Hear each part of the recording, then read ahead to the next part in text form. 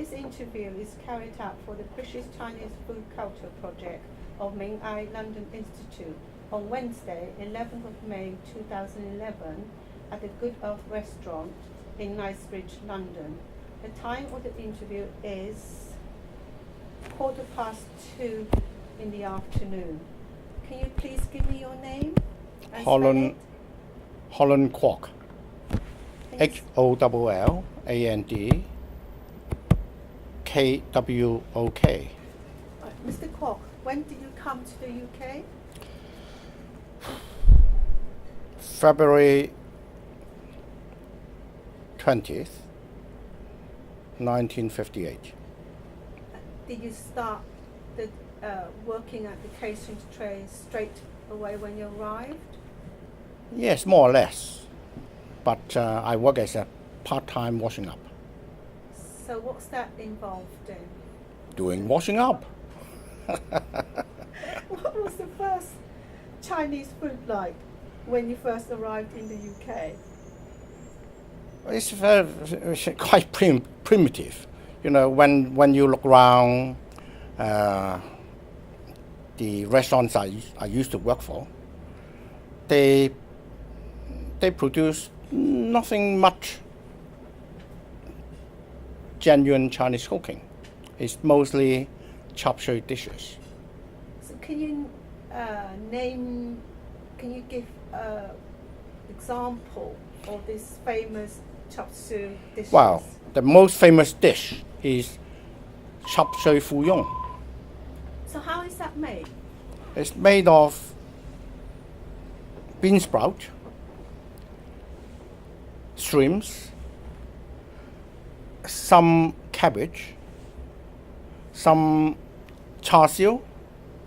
Char siu is a kind of roast pork, and maybe some diced chicken. And the fuyong is a kind of piece of omelette put on top of the dish. So that's called chop suey fuyong. Is this invented in the UK for the taste of? I can't tell you the history of that particular dish, but as far as I can see, that goes back into before the war, in the 1930s. So then, what would you say are the most popular dishes that the Westerner eat at a Chinese restaurant? That was the most popular dish. Apart from the chop suey fuyong, any other dishes? Oh yes, sweet and sour pork is another one, which is the most popular dish in those days. Made? Sweet and sour pork is very traditional, but even then, in those days, was primitive in the sense of the quality and the sauce base. It's not exactly the same quality as we eat it in China or Hong Kong. So, on the whole, the cooking quality wasn't as high standard as, say, the intervening years. So how does it compare with Chinese food now? Oh God, yes. Well, it's 40, 50 years differences. So it's huge difference in terms of quality, presentation, and of course price as well, of course. Yes, but what are the main dishes? That was brought more dishes into the menu? Or? Well, even in those days, the restaurants on a whole try to give the public variety of dishes purported to be Chinese. But unfortunately,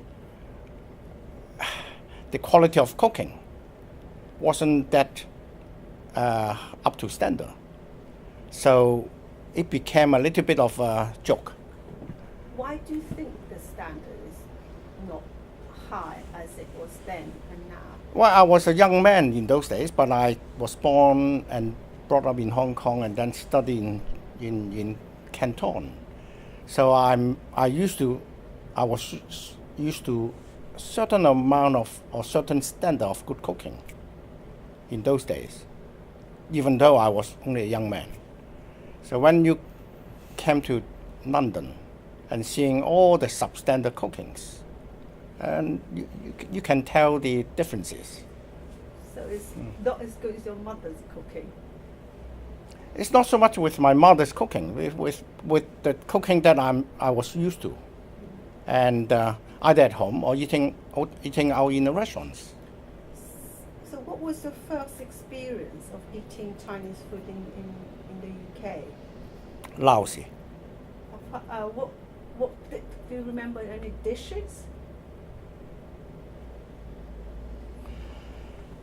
Well, I can only generalize. The cooking standard was fairly substandard.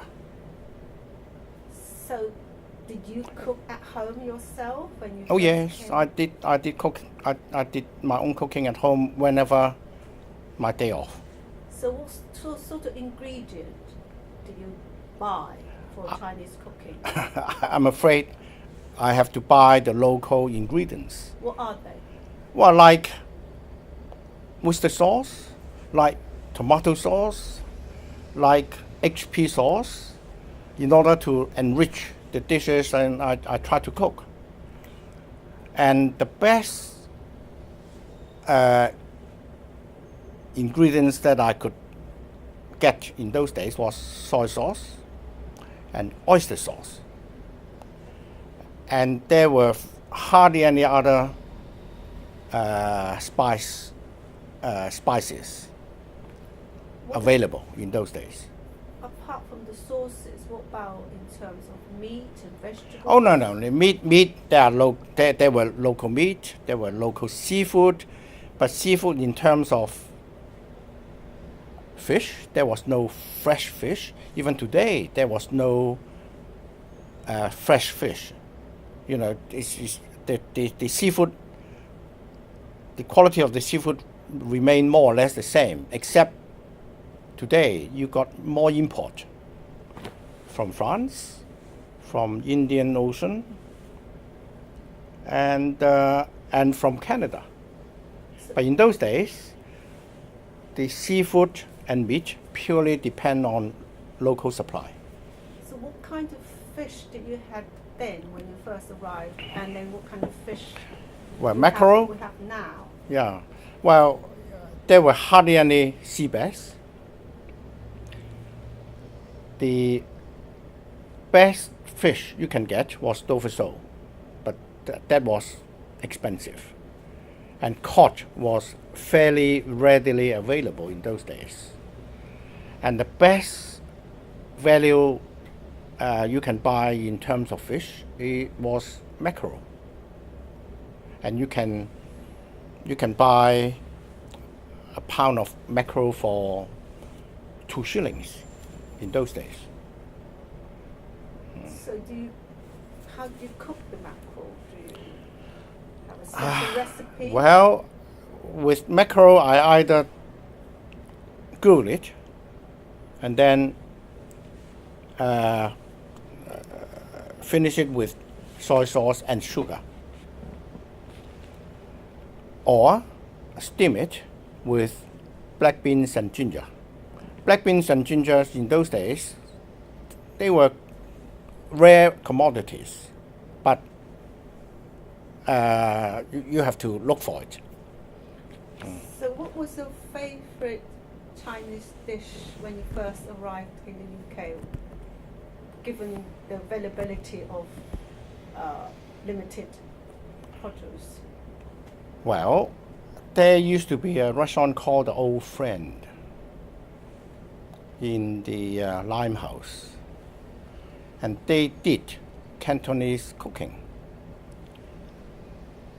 and their cooking was supposed to be the best at the time. And we, as a student in those days, would chip together certain amount of money and then would go to Limehouse, which is in the east end of London, and have, say, 白斬雞, 雲吞麵, sweet and sour pork, and some cabbage, because in those days, really cabbage was the only available vegetables in this country, nearest to the quality of Chinese vegetables. But otherwise, cauliflower, even broccoli was not available in those days. Broccoli only came in perhaps 20 years later, in the 1970s or 80s. So the restaurant you mentioned, called a Good Friend? The Good Friend. No, the Old Friend. The Old Friend. Yes. Is that mainly catered for Chinese? No. The Chinese in those days were too poor to be able to afford to go to Old Friend. It's mainly catered for local English families. Yeah, but of course, people had to travel from the West End to go to Limehouse, which is about 7 miles from here. Yeah.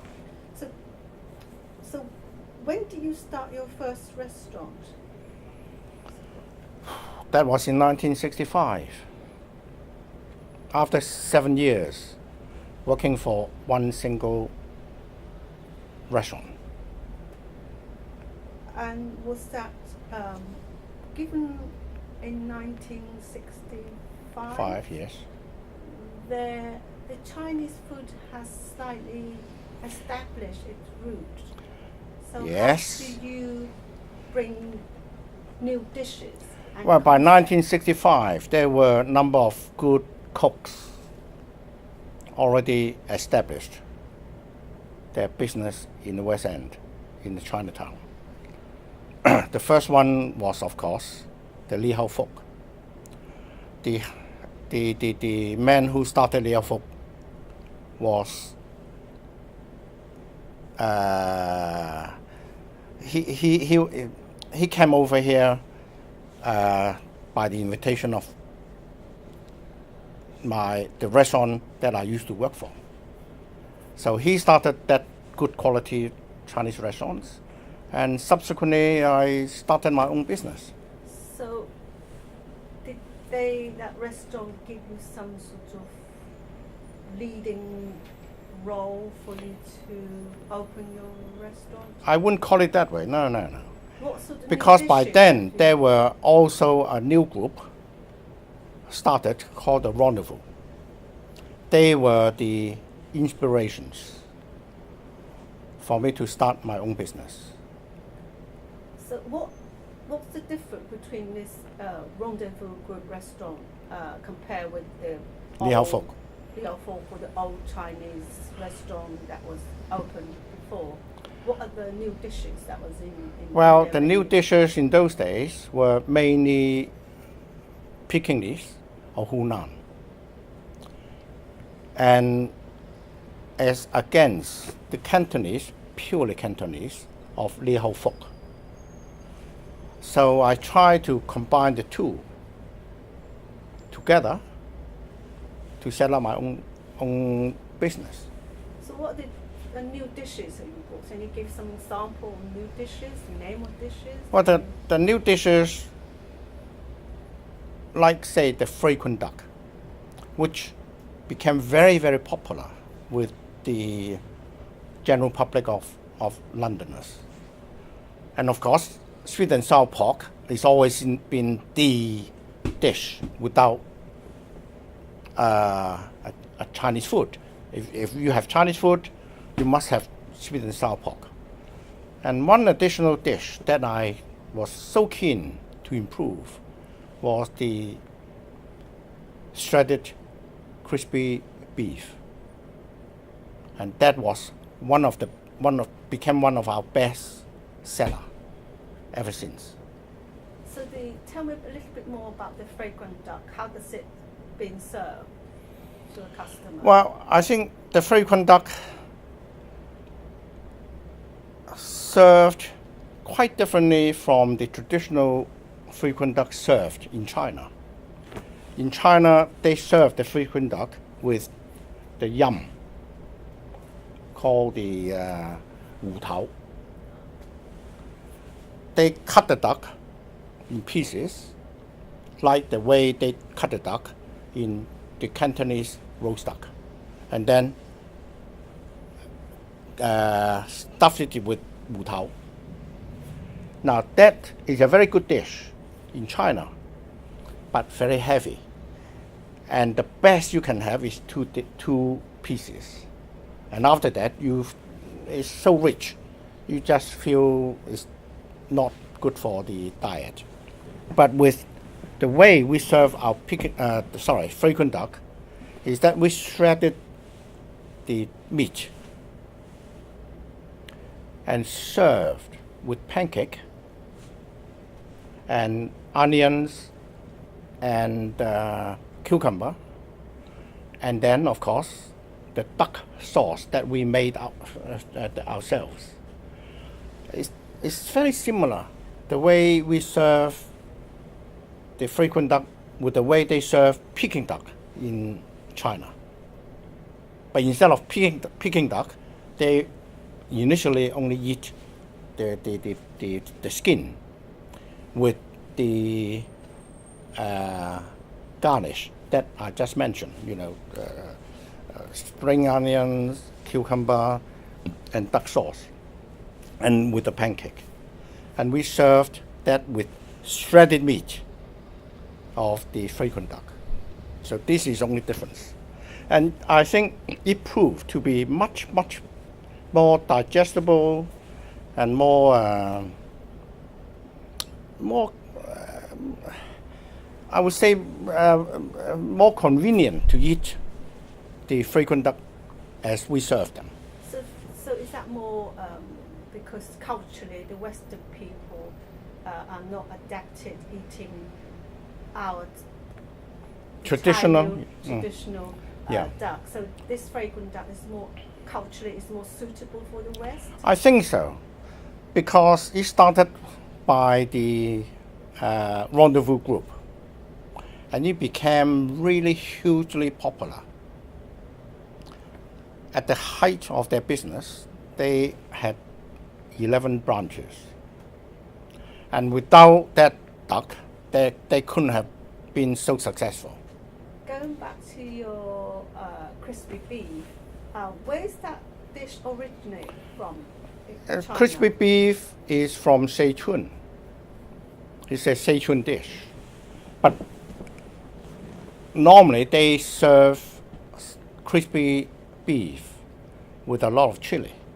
But in our case, in order to suit the local palate, we need to modify it to suit the local need, which is, on the whole, even these days in China, they serve the crispy beef. It's not as strong as it used to be, because if it is too hot, you can't serve.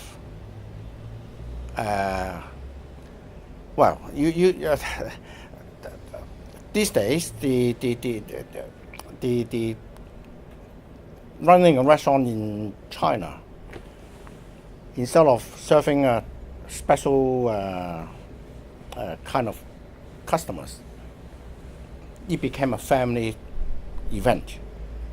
But because the young children, they cannot eat anything too spicy. So crispy beef these days, now even in China, is developed into a much milder dish than before. So crispy beef is one of your signature dishes, one of the good signature dishes? I wouldn't call it signature. Signature dish is not crispy beef, because crispy beef is very traditional Chinese dish. I cannot claim them a signature dish. Well, we do very well with the crispy beef, or even the frequent duck. We are doing very well with those two popular dishes. But they are traditional. But our signature dish is lemon chicken. Lemon chicken, although is traditional, but it's been modified to such an extent that I find I can claim that we are one of those restaurants can produce the best lemon chicken. Are you able to share with us Oh, yeah, oh, secret yes. recipe of your Well, lemon chicken? well, there are a number of people required our recipe, which I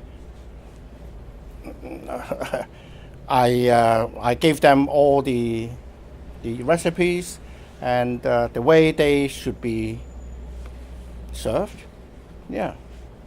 So, what you're saying is that you have adapted Chinese dishes to suit Western palates. So, what do you think of the labeling of British Chinese food? Is there such a label? What do you think the term of labeling? Well, it's not for me to say. Really, it's for my peer to tell me, rather than I tell them how we label the Chinese food in this country. What I'm saying is because restaurateurs like yourselves have adopted dishes that suit the Western palate, some of the dishes that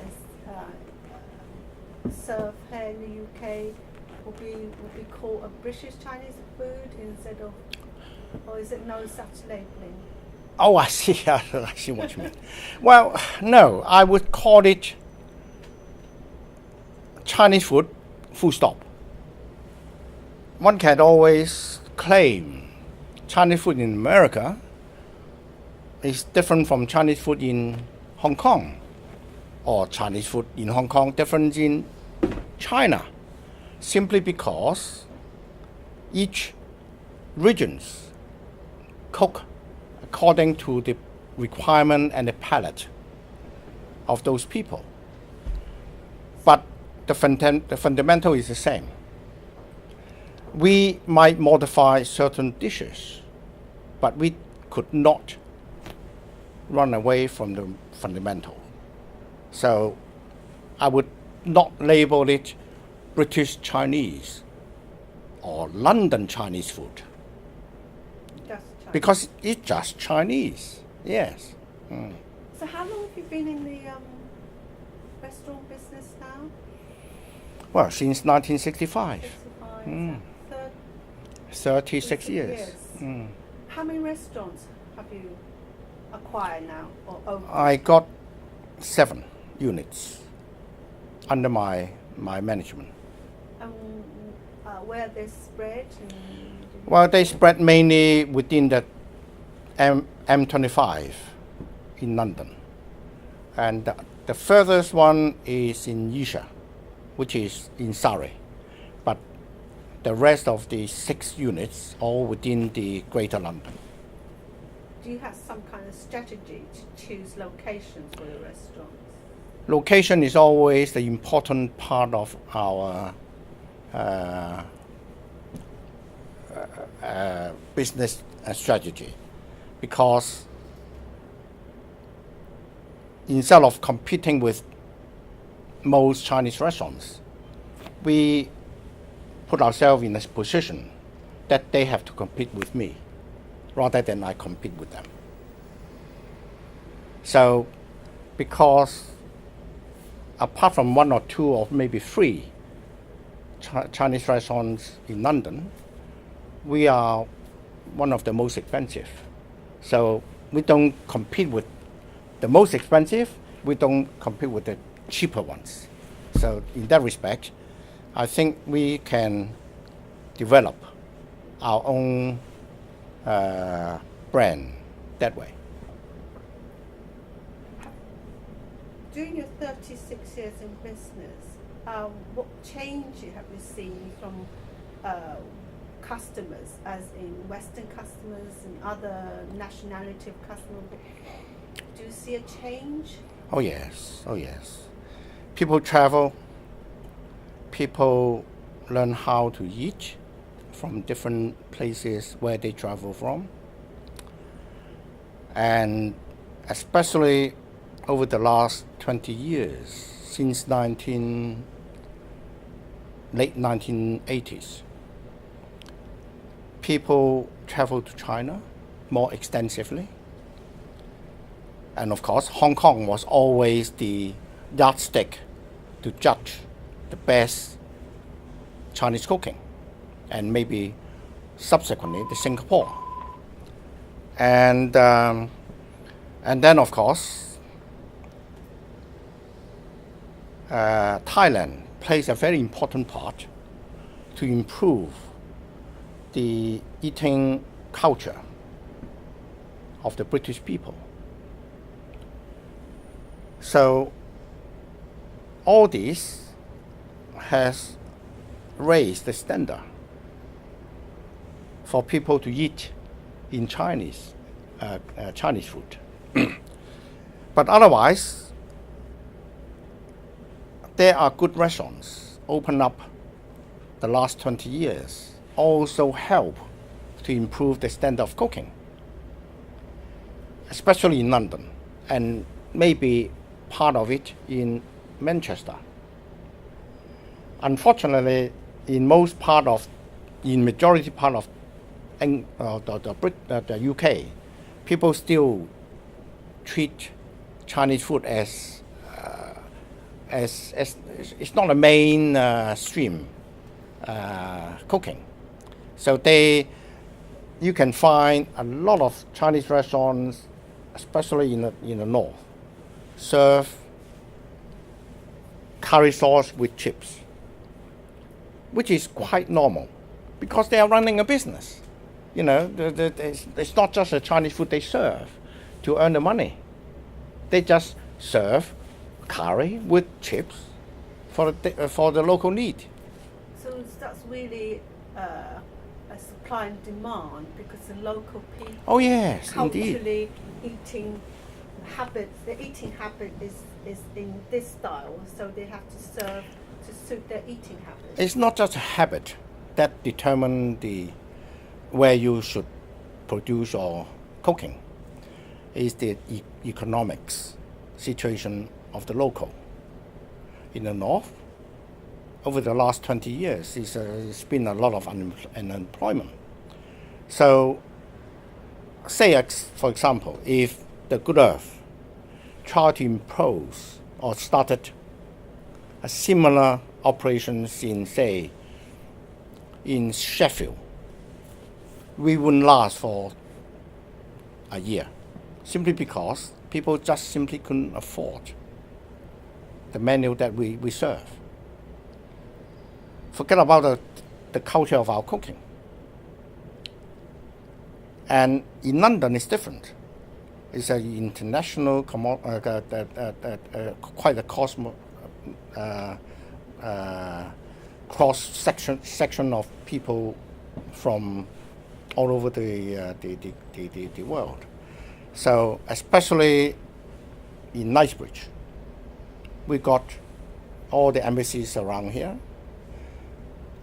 and our customers base is mainly, I would say, 50-50 of the local and the foreigners. So that you can command a much higher price to meet the higher demand of good cooking. So given the challenges that you have in your restaurant, because your high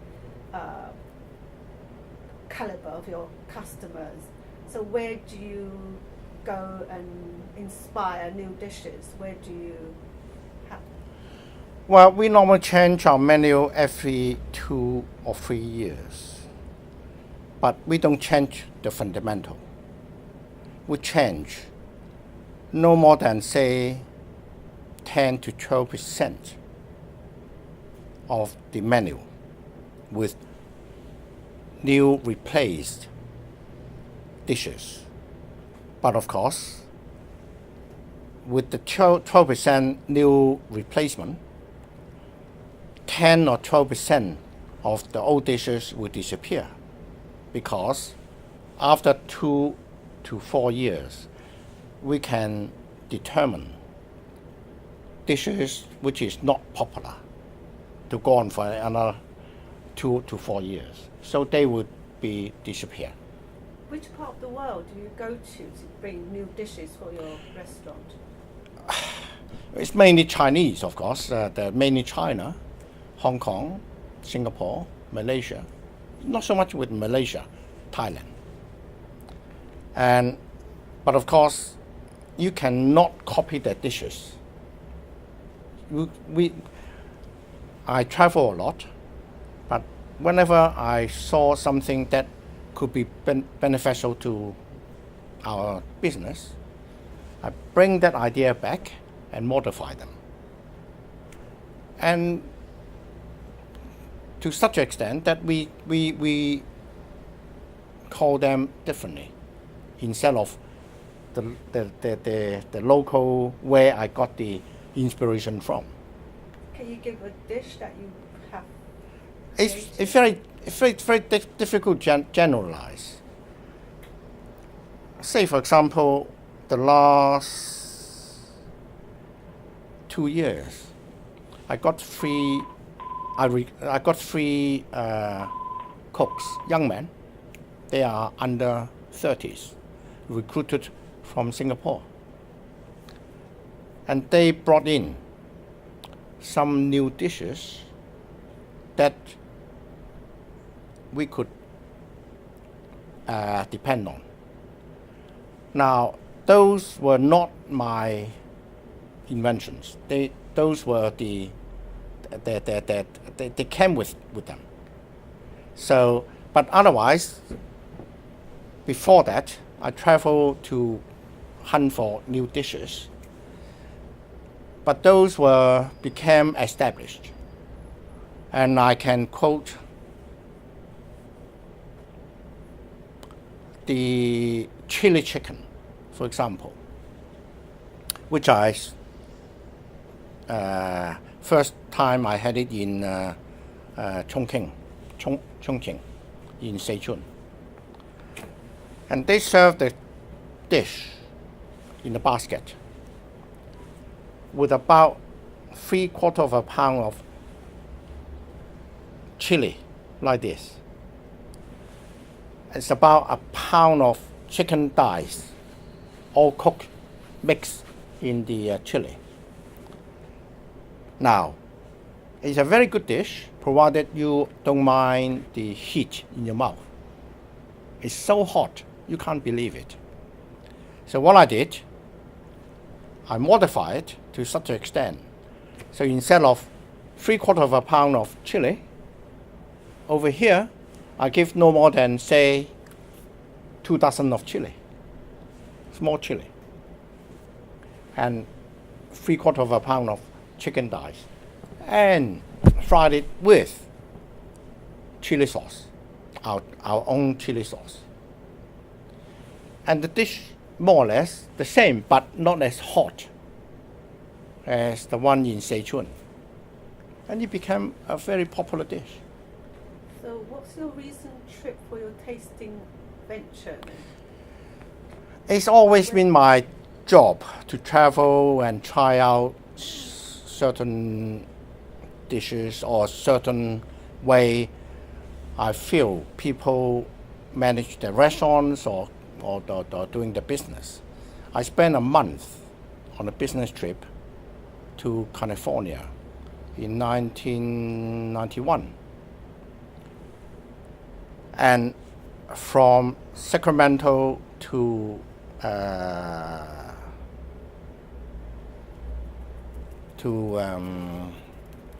oh dear. Anyway, I traveled. I spent a whole month on the west coast, western coast, and it's quite stimulating trip. And after that, I came back to start up 4 takeaway units. This is a kind of business trip I learned from seeing how people conduct their business, how people running their kitchen. And what I discovered in those days, to my surprise, the Chinese restaurants in California, a lot of them, the food cooked by Mexican, not Chinese. And they are very, very good cooks. Simply because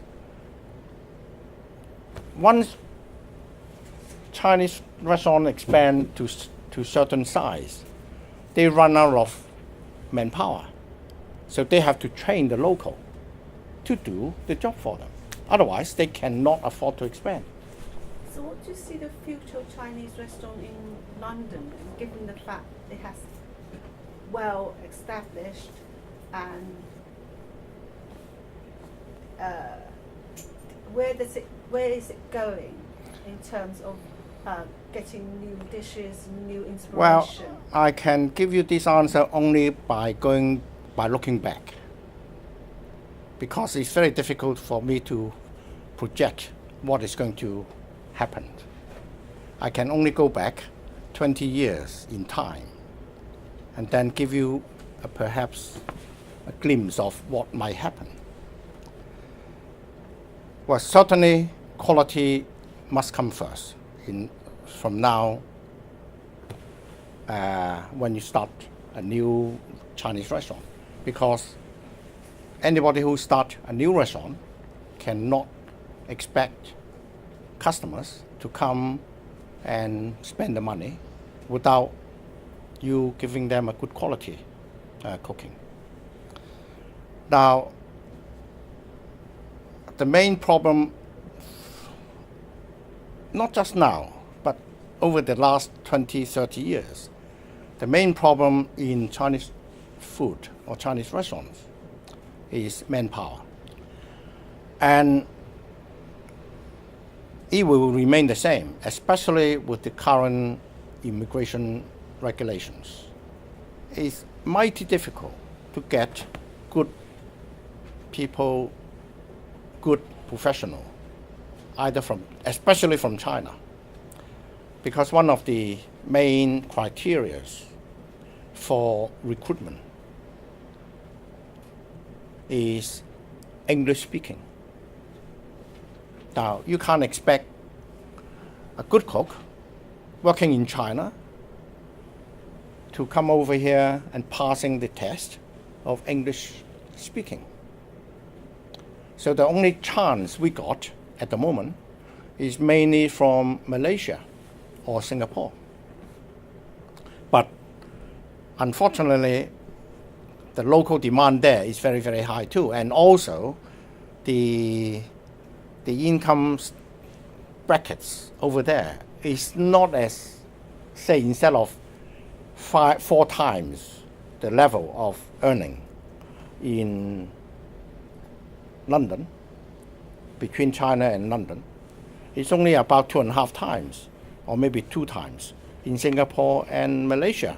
So people normally say, well, instead of earning £1,000 a month in Singapore or Malaysia, wouldn't be too worried to come here to earn £1,600. I know £600 difference in terms of the wages, but then the overhead expenses is so much higher in London. So the future prospects of Chinese restaurant is not good, I'm afraid. But that's only in terms of labour. Wouldn't you train local people? Would that give other nationality, like you said, in America, that would give Well, in America, the situation was totally different, because there was a huge influx of Mexican refugees into California from the very beginning part of 1980. And within that 10 years, it almost bankrupted the California government, simply because there's so much money had to feed the Mexican. But because of so many millions of Mexican already there, the government had to do something about it. One of the main objective that they did was to train them Chinese cooking with the help of the central government. They gave them so much grant to do the training. Of course, Chinese cooking was only one of the criteria for them to train them, but there were other professional trainings. But we haven't got Mexican here. And what we got, perhaps, some Indian subcontinent, but they are not the same as the Mexican. And it's not a matter of survival for the Indian. You know, unlike the Mexican, they were matter of survival in those days. Yes. So, do you feel that you have now able to get more ingredient like chili and all the other? Oh yes, the ingredient is no longer a problem. Not a problem. No, ingredient. You see, these days a lot of materials can be flown in from all parts of the world, but it's a matter of manpower. Training people. Well, Zhongwen and I been trying to train people, but it's not been an easy task. So, so what are your future plans for the Good Earth Group? Well, we always had the policy of expansion. We did not set up one single new unit the past 10 years. But we are now about to plan new units from now, yes. So, with Good Earth 35 years in business, are you going to celebrate this momentum occasion? Do you have plans to do that? No. From time to time, we do have a local unit to celebrate a 30 years anniversary or 25 years. And this particular unit is 28 years. By November, it would be 29 years. No, by November, it's 28 years.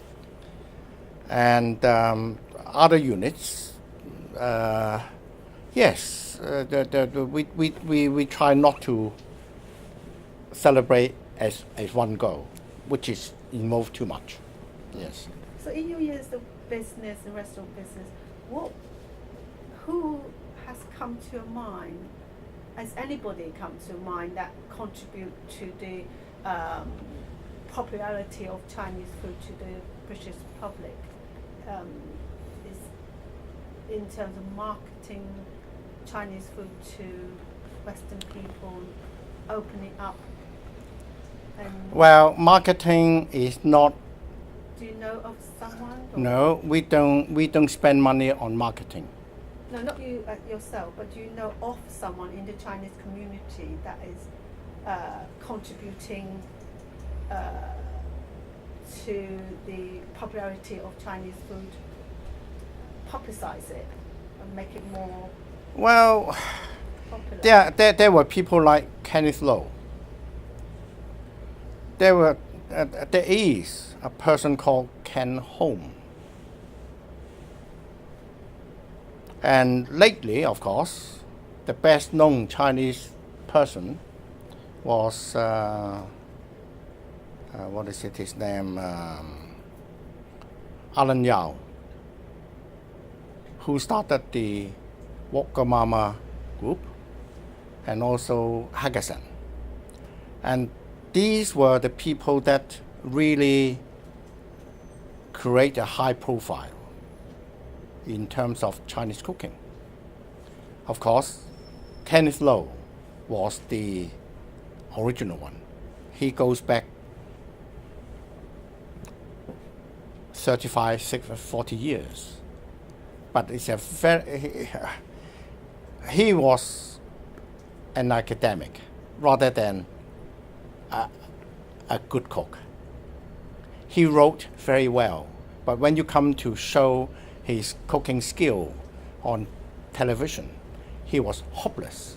But nevertheless, he created a momentum for and a high profile in terms of Chinese restaurants. And he even started his own Chinese restaurant in Victoria and one in High Street, Kensington. And they were highly successful. So he became, he was one of the pioneers to promote Chinese food. But the best person I come across wasn't Kenneth Lo. Was a man called Mr. Young, who started the Rendezvous Group. And he really put the map, the restaurants on the map of London. And ever since then, people expected high standards. Customers going to Chinese restaurant expected high standards. So as a result, whoever run the restaurant had to meet the demand of the high standards, whatever they do. You know, without that, they wouldn't be in business.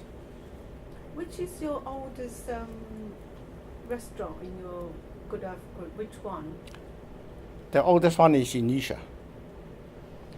I used to have one in Chelsea. That was my oldest one. But beyond the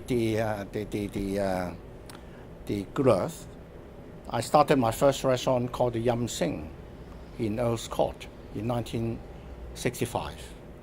And that was sold soon after I started the Good Earth Group, because that wouldn't fit into the profile of the Good Earth. Yeah. So you are happy with your success of your? I wouldn't call it success, but otherwise I've been on the scene for so long, and I feel our presence is felt by the public. Mr. Kwok, can you give me some stories about the late Mr. Ken Lo? Well, he and I went back, or go back, to 1962, 63, yes. And how did you first meet? Well, I was working in a restaurant called the Shangri-La, and as a manager, and he was a very good friend of my boss. And he was, at the time, already published 2 Chinese cooking books, or 2 Chinese cookery books.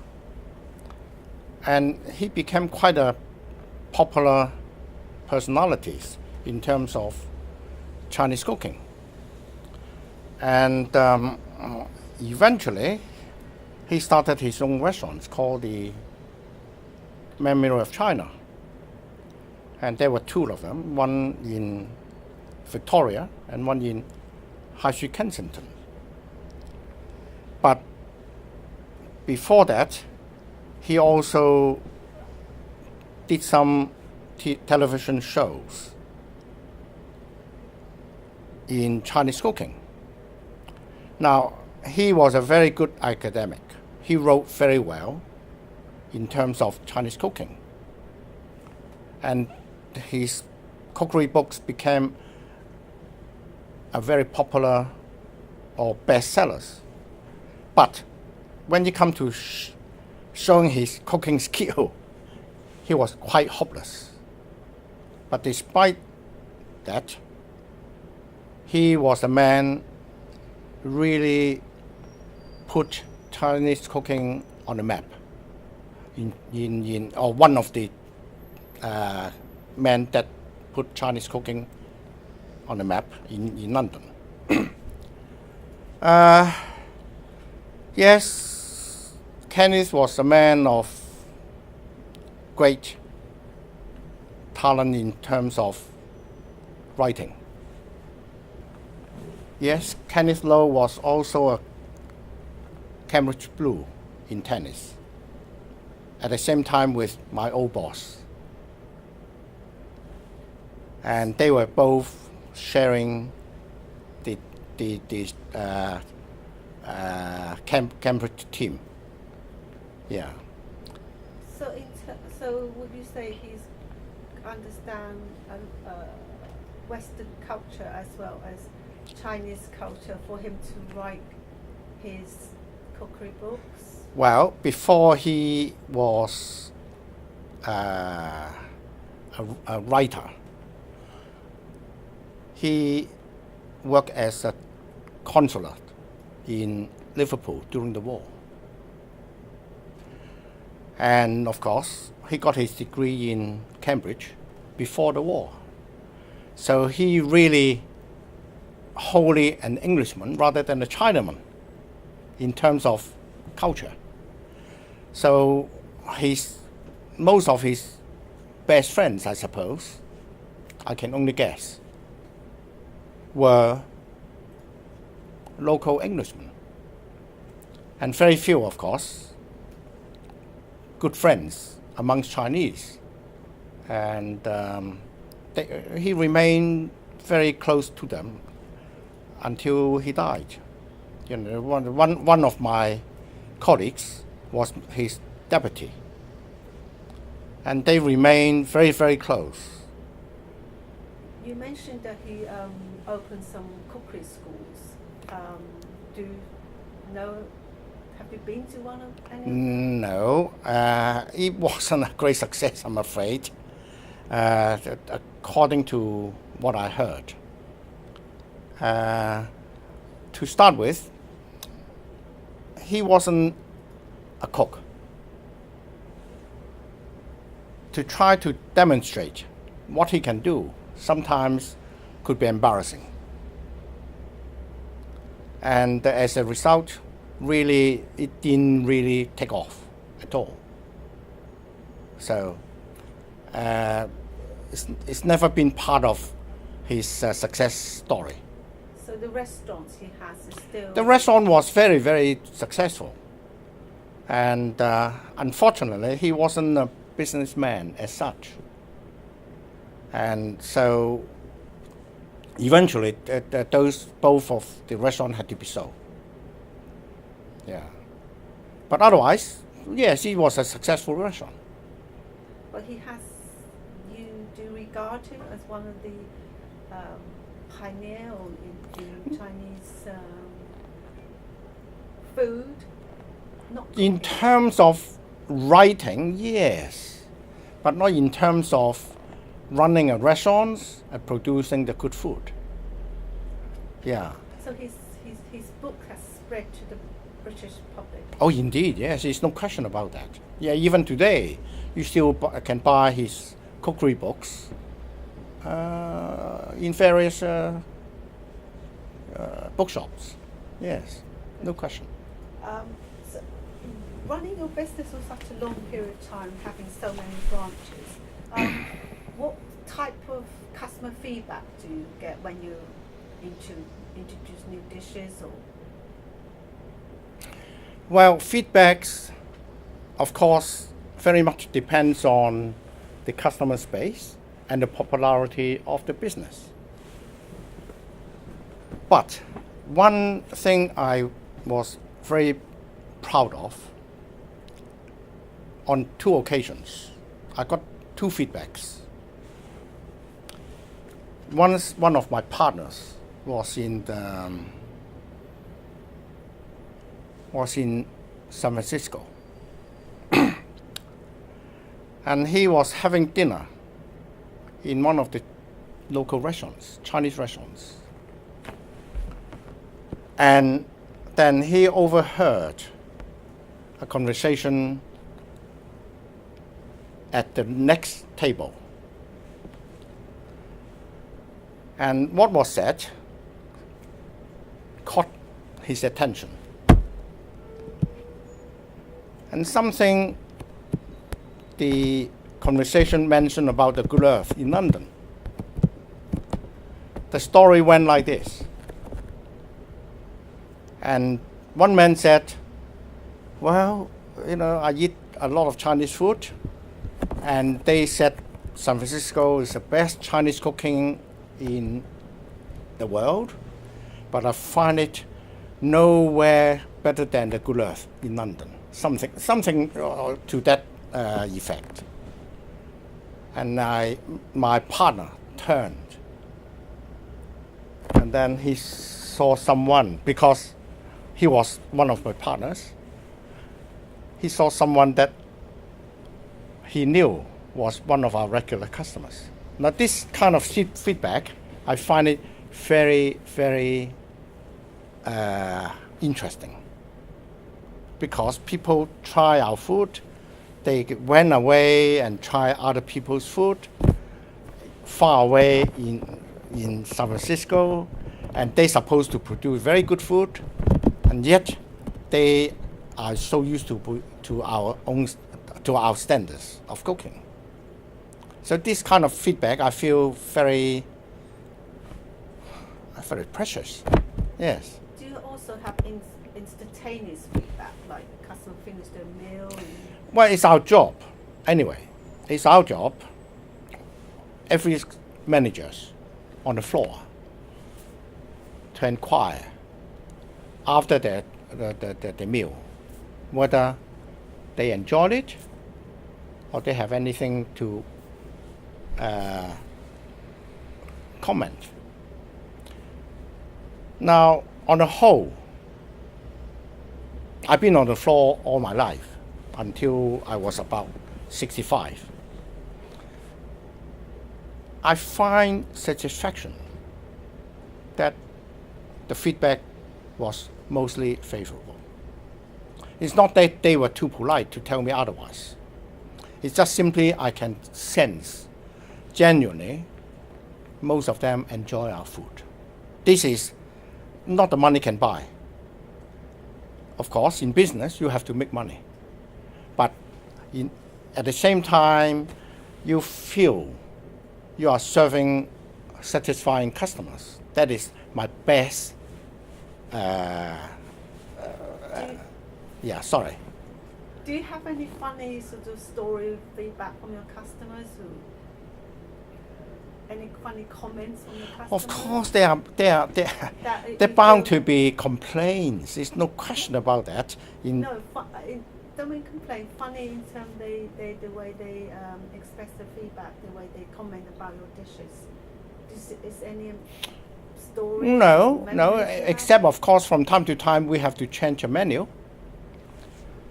By changing the menu, we normally increase the prices every 2 to 4 years, mostly 4 years, because every 4 years I replace certain dishes and put up the price at the same time in order to be in line with the inflation.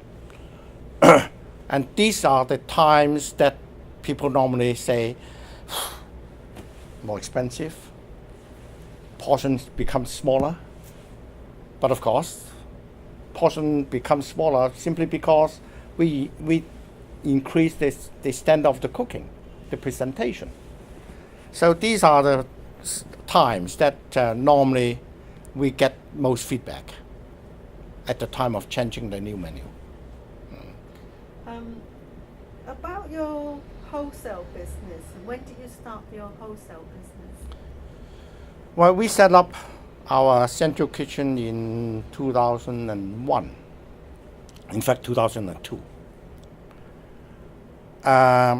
Originally, we set it up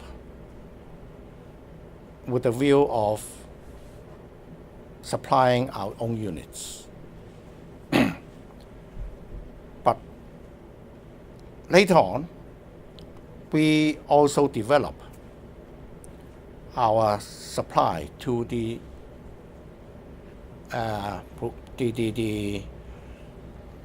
other restaurants and hotels and places like Center Park. So at the moment, we supply Center Park, the Chinese restaurants, and we supply Sheraton hotels, and we supply a dim tea group of restaurants. And there are various, say for example, the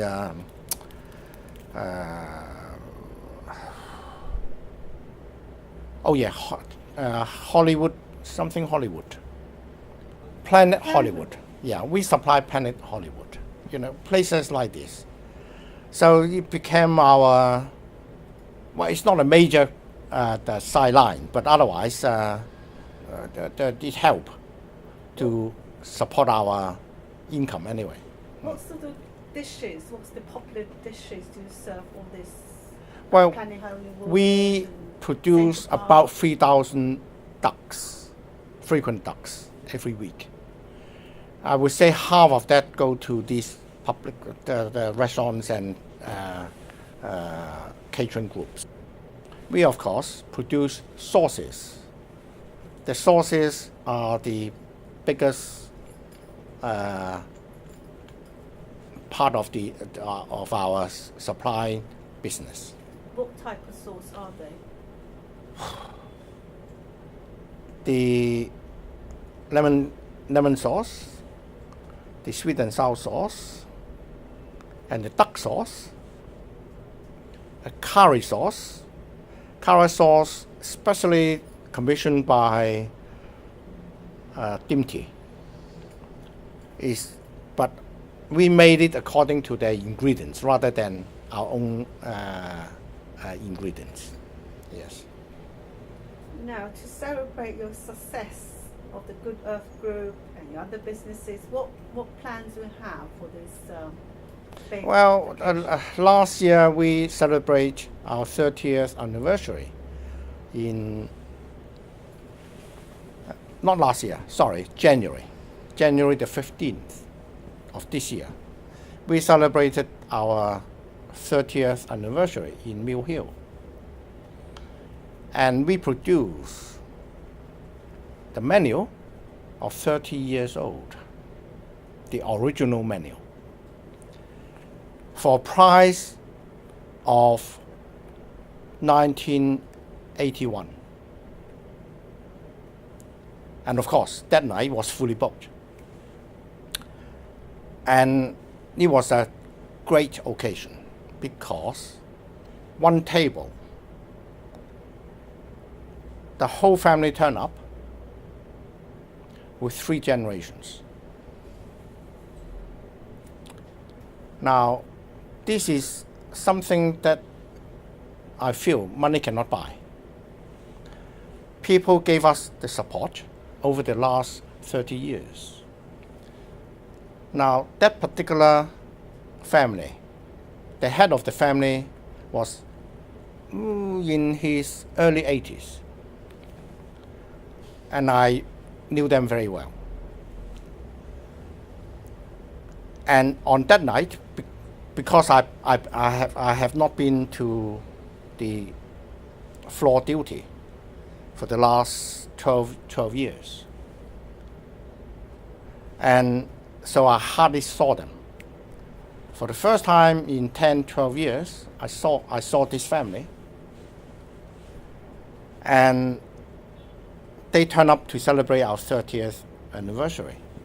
But what I learned from them was that the mother was nearly 100 years old, only died the previous year, and she still used to come to the Mill Hill unit with the whole family. Now 4 generations. Can you give me a price, a dish of a price in 1980? So we have. I can't tell you offhand, but something like £12 a set menu or something like that. So what's the difference between then and now? What's the price difference? Well, we produced the menu that night Yes. at the original price with the original menu. And they love it. Yeah. That was one of those things. It also happened in Isha in 2010, August. And we did the same thing on the 30th anniversary So over what's there. the set menu per head now? Whew. £39. So £40. £49, sorry. £49. Yes. Instead So of instead of £12. £12. So it's 4 times in 30 years. You're very generous, Mr. Kwok. Well, it's not generous. It's not a matter of generous. It's a matter of good value for money Business that we try strategy. always do. Yeah. Right. Thank you, Mr. Kwok. Thank you. On behalf of the British Chinese Food Culture Project, thank you for your time and support.